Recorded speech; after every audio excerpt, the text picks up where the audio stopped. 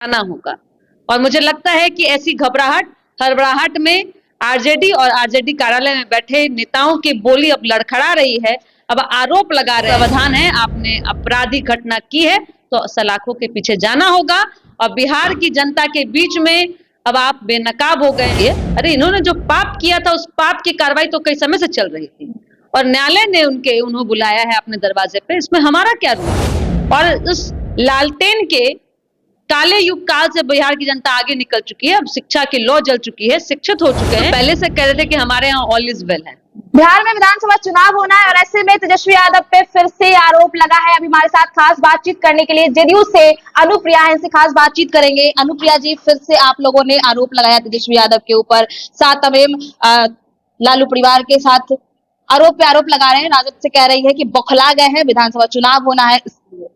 राजद कार्यालय में हड़कंप मच गया कि जनता अब जान गई कि आर्थिक अपराधी कौन है। जो अब तक विपक्ष का मुखौटा ओढ़ करके जनता को दिग्भ्रमित कर रहे थे, उस चेहरा का अब बेनकाब हो गया है और कार्रवाई हम नहीं करते हैं। मामला न्यायालय में है और न्यायालय ने बताया है कि अपराधी हो, अपराध किया है, अब सलाखों के पीछे जाना होगा। और मुझे लगता है कि ऐसी हड़बड़ाहट में आरजेडी और आरजेडी कार्यालय में बैठे नेताओं की बोली अब लड़खड़ा रही है। अब आरोप लगा रहे हैं। मुझे लगता है उन्हें समझने की जरूरत है, न्यायालय किसी के पॉकेट में नहीं होता है। न्यायालय संविधान से चलता है, कानून व्यवस्था से चलता है और कानून में जो प्रावधान है, आपने आपराधिक घटना की है तो सलाखों के पीछे जाना होगा। और बिहार की जनता के बीच में अब आप बेनकाब हो गए हैं। अब विपक्ष का मुखौटा ओढ़ करके आरोप सत्ता पक्ष पर लगा करके बच नहीं सकते हैं, क्योंकि कागजों में इंगित है कि आपने किससे, कब और कहां संपत्ति ली है। मैं तो कहती हूं कि अगर आपने नहीं लिया है तो उन परिवारों को जाकर के बताइए जिससे आपने संपत्ति ली थी। जिस तरीके से बड़ा आरोप तेजस्वी यादव पे लगा है, साफ तौर पे वो लोग कह रहे हैं कि चुनाव होना है, चुनाव को मद्देनजर रखते हुए ये लोग बौखला गए हैं। चुनाव आज थोड़ी होना है, चुनाव की घोषणा बहुत पहले हो गई है। मुझे लगता है कि प्रथम चरण की नामांकन की प्रक्रिया शुरू हो चुकी है, रिजल्ट की घोषणा की तिथि घोषित हो चुकी है। अरे इन्होंने जो पाप किया था उस पाप की कार्रवाई तो कई समय से चल रही थी और न्यायालय ने उन्हें बुलाया है अपने दरवाजे पे। इसमें हमारा क्या रूल है? अब तो आप सरकारी तंत्रों का हवाला देते थे। न्यायालय जो रीओपन करवा रहे हैं बार बार चुनाव से पहले, ये जो कर रहे हैं हम है क्या? पिटिशनर हम हैं कि स्वतः संज्ञान लिया गया है। आर्थिक अपराध आपने किया है तो स्वतः संज्ञान लिया गया। ये मामला रीओपन का क्या होता है? या आरजेडी के आप कार्यकर्ताओं को समझाइएगा। बिहार की जनता बहुत प्रबुद्ध है, बिहार की जनता जानती है इनके छलावों को, इनकी रणनीति को।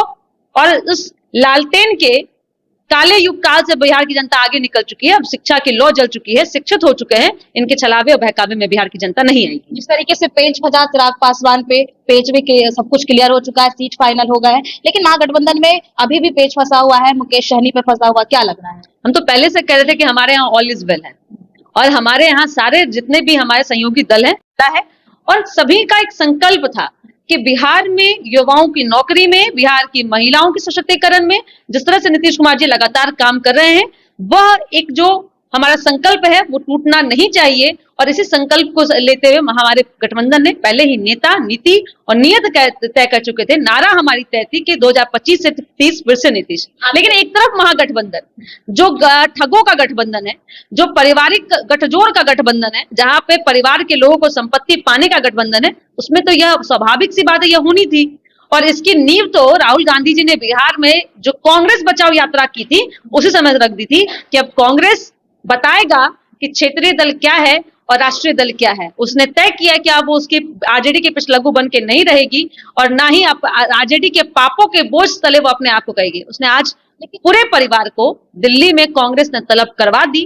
कोर्ट के साथ साथ कांग्रेस के दरवाजे पे भी जाएंगे और कहेंगे कि हमारा सहयोग दीजिए। और नहीं तो ये तो प्रेस कॉन्फ्रेंस में ही कांग्रेस वाले कह रहे हैं कि जेडीयू में जिस तरीके से नीतीश कुमार ने 20 साल रहते काम किया, साफ तौर पे कह रहे भ्रष्टाचारी किया बस उन्होंने।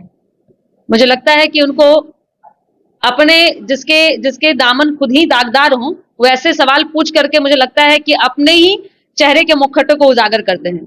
पूरे देश में मात्र माननीय मुख्यमंत्री नीतीश कुमार जी हैं जिसपे ना एक भी भ्रष्टाचार का आरोप है, ना परिवारवाद का आरोप है, ना ही किसी करप्शन का आरोप है। मैं तो चैलेंज करती हूँ कि आइए, अगर आपको जानकारी है और आपको ऐसी कोई बात है तो बताइएगा। हमारे नेता ने कभी भी बिहार की जनता को अपने से दूर नहीं समझा, उन्हें अपना पूरा परिवार समझा और पूरे परिवार के लगातार काम करते रहे हैं और तभी बिहार की जनता भी उनको चुनती रही है। चिंता आप कीजिए कि आपके नेता देश और विदेश घूमते रहते हैं और आप जब जीरो पे आउट होते रहते हैं, वैसा ही रिकॉर्ड बिहार में भी कांग्रेस का रहेगा। तेजस्वी यादव कल मिलने के लिए पहुंचे, राहुल गांधी से बैठकें उनके साथ हुई।